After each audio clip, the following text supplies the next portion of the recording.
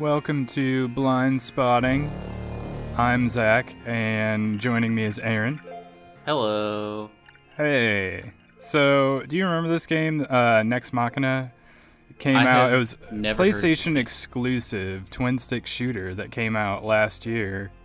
Actually, got some awards. I think it won Game Informer's Best Indie Action Game award last year. It's pretty crazy. I think you're gonna be overwhelmed almost immediately looking at this game. Oh my god. The graphics are very interesting. Whoa, this is crazy. Whoa. Yeah, so basically you have these stages, and you have to go in and find all the humans and rescue them and pick them up, and you get little extras like that. Like if you break open something, you can pick it up, and then when you clear all the enemies, you jump to another stage. Whoa. And so you're just clearing all the stages and picking up all the stuff.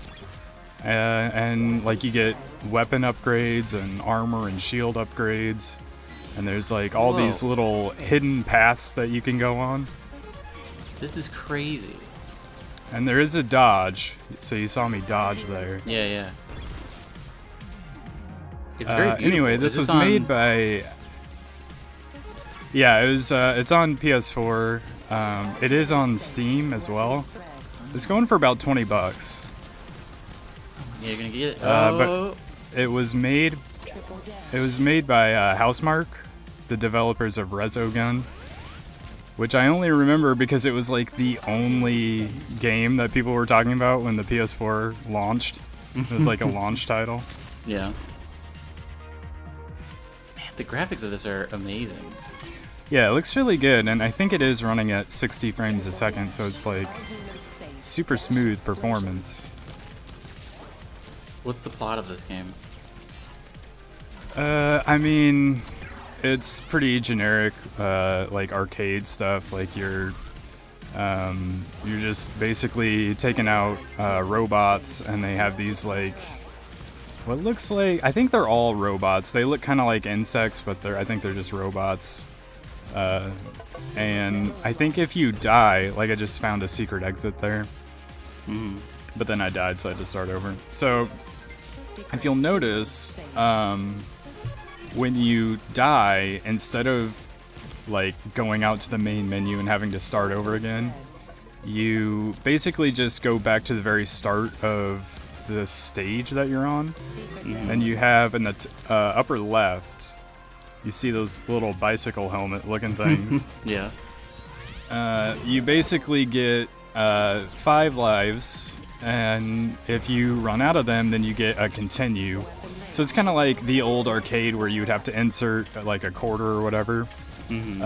But depending on the difficulty you're playing on, you get a whole bunch of continues, so it's not a big deal. So even though it is really overwhelming and super fast-paced gameplay, and it can be pretty challenging, it's actually really forgiving. So I saw you just there pick up a rocket launcher, but it didn't seem like you only got one use of it. Do you only have? Is this 3 blaster? It's on only gun? It's on a cooldown. Oh yeah. So you see me using the laser a couple of times. So what's the customizability like? Can you get different guns that are your primaries, or is it just power-up guns and you mainly just have this gun? It's all the same gun. It's just a powered-up version. So right now I have the spread shot, and it goes pretty far. I think it goes farther. It's probably about as upgraded as it's gonna get right now. But whenever you die or you get hit by something, you'll drop your upgrades, but you can, once you spawn, you can go back in and pick them up again. There's just so much stuff going on. I did warn you.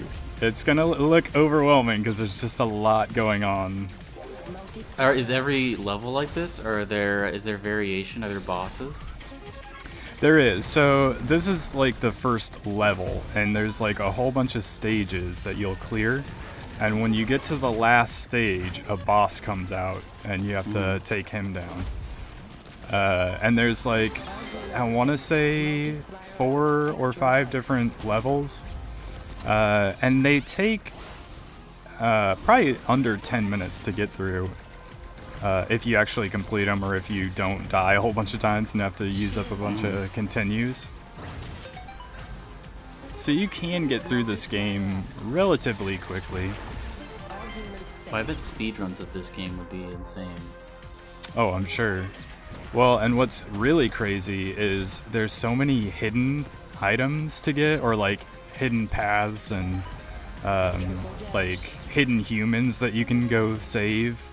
And I do a really bad job of finding them because I'm so worried about just surviving. Like, I just died and we have to continue, but I had like 99 continues, so it's not too punishing even if you lose all 5 lives. Although my gun is back down, so I have to go, there's all the upgrades, I go pick them back up again.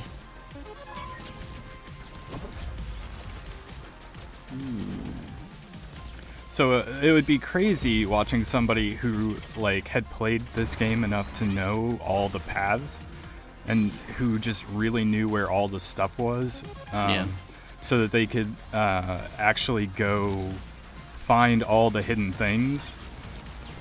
Because believe it or not, the difficulty that I'm playing on right now is called Experienced, which is like the second difficulty. So there's 2 other difficulty settings that are harder than this. So I think everybody moves a little bit faster and there might be more enemies. It gets really crazy difficult. This is stressing me out to watch. Like, especially when they're coming from both angles and they're boxing you in like that. This reminds me of, did you ever play Grid Wars back in the day? No. Grid Wars was like this, but only 2D. Or no, I'm thinking of Geometry Wars is what I'm thinking of. Oh, yeah, I did play that. Yeah, Geometry Wars. This is like Geometry Wars, but like 10, like to the nth degree, kind of. Yeah, Geometry Wars, I was mildly obsessed with that game in college because I had friends in my dorm that were playing it as well. It was pretty fun. And yeah, that game kind of stressed me out a little bit as well. And I eventually gave up on it because I just wasn't that good at it. But there's an easier setting that you can play on, and it's quite a bit easier than this one, I found. But because you have so many continues and everything with this game, I don't think it's too punishing. Yeah.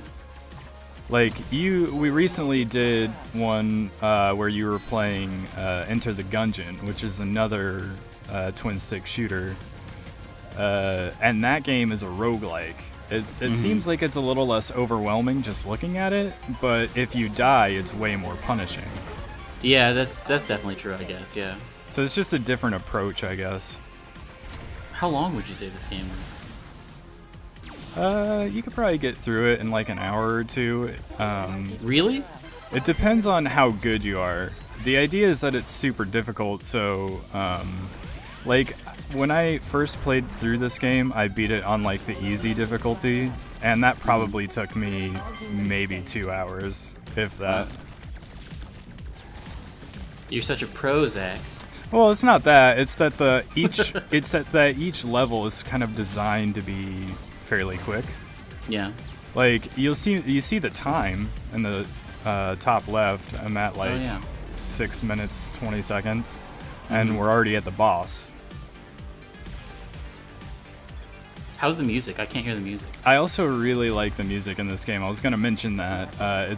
It's really cool. It's kind of that synthwave, but it's super fast-paced stuff.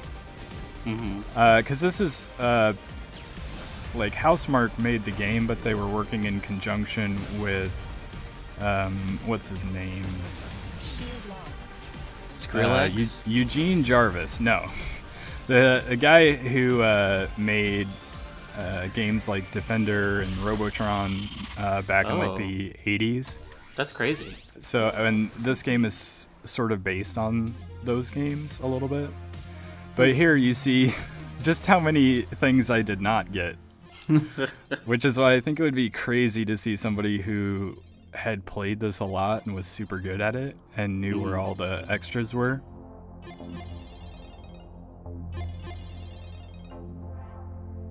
and as soon as this ends, it goes right into the next level. So that's Man. why I think you could get through this pretty quickly, actually. It's just that it's really challenging, so it may take you longer than that to get through. You know what this is making me want is like I love the graphics of Hotline Miami, but Yeah. Hotline Miami with like these crazy graphics would be a crazy experience as well. Yeah, it's like, I like this because it's super colorful, but it's also like really futuristic and sci-fi looking. Yeah, that's for sure. It's very beautiful. I like particle the effects are so good. yeah, they're really cool, and I like the special weapons you can pick up. Yeah. Like right now I have the sword, so every now and then you'll see me like slash one of the big guys. But I would say there's probably a fairly high learning curve to this game. Yeah. Like you have to learn how to time your dashes and Yeah. make sure that you have your triple dash and you're not like, there were times I would get hit and I would drop the triple dash and I would forget that I didn't have it, and then I would end up dying because I thought I had it and I couldn't dash when I wanted to. Are there on-screen indicators of how amped up your guy is? Well, in the lower left there you see in the circle I have a sword. Right. And there's little icons to tell you like the power-ups that you've picked up. Right. So that's your indicator right there. And then in the upper right, you see my 10x is the score multiplier, and then there's that many humans to save. Also, you can see in the upper left where like the helmets are to indicate how many lives I have. Underneath that, this is stage 2 of 6.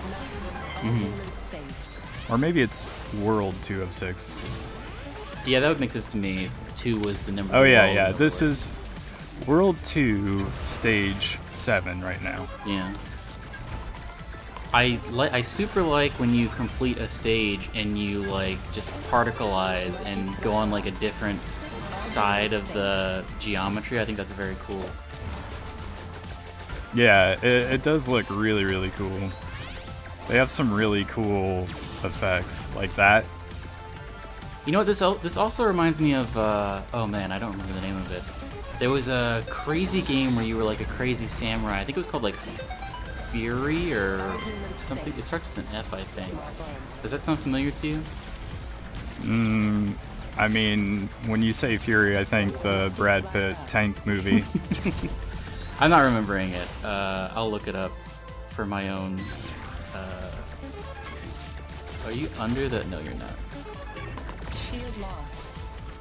It's crazy. It's mesmerizing to watch. I would love to watch a speedrun of this. Yeah, I haven't actually looked up any speedruns. I'm sure they're out there. But yeah. It's also crazy to me that you have 4 million points. Oh, I'm sure that's low as well. That's crazy. The economy of this is broken. Yeah, a little bit. I guess I didn't think about it that way, but I mean, it rewards you. Like, look, I got 4 million points. Never mind that True. that's not great, but Very sad. also it alerts you. Like, you see the red arrow when like one of the humans is being attacked, so you know to go over and save them. Oh, so can you mess up and he'll die before you get there? Yeah. So there are certain enemies that specifically go get them. Like right now, the guy on the right over there is being attacked, and I should go save him, but I didn't get there fast enough, so he died. R.I.P. So like a perfect run of this, I think, would be pretty amazing. Like somebody who never gets hit, but also is able to save all the humans and find like all the extras would be pretty fascinating to watch, I think. Yeah, I might look that up after this. Too bad that's not me. I'm not that good at this game. Oh, you have almost 6 million points though. I appreciate that you're trying to make me feel better about it.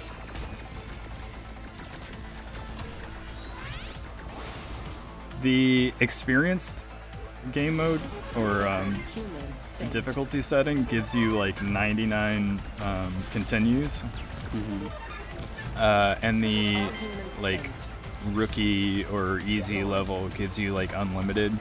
But then it's like a steep, it's a pretty steep difficulty spike after that because it drops down to like 10.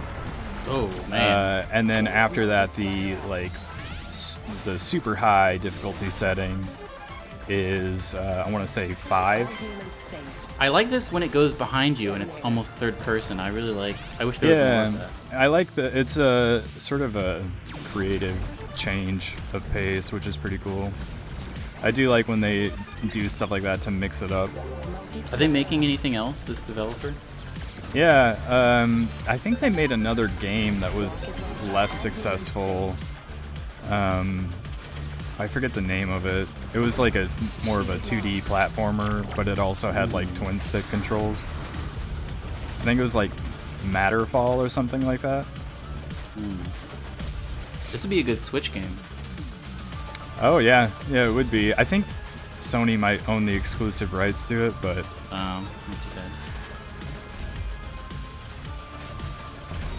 I bad. was thinking about it, and it kind of like replaying this again sort of reminded me a bit of Cuphead, and just that it's one of those games that's kind of a bullet hell where there's just like a ton of stuff flying at you, and you probably will die over and over again, and you just sort of have to memorize the patterns. Like this boss fight gets really intense. So what I'm doing is I'm trying to shoot like he'll have those barrels that he tries to roll at me, so I try to fire a rocket at him to blow them up so that they don't spread all those like pink dots all over the screen that I would have to dodge. You have infinite rockets? You do. They're just on like a cooldown timer. Oh yeah, I see. And I'm really bad during this at like trying to watch where I am and what's flying at me, and still target the enemy with my my gunfire.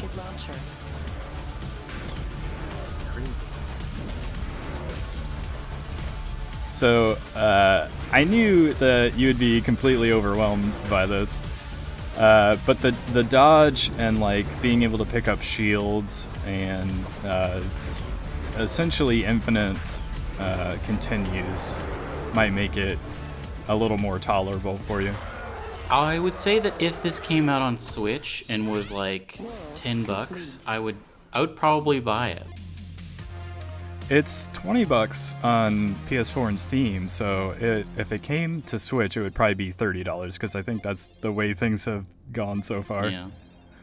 Anyway, this has been Nex Machina. Goodbye. Goodbye.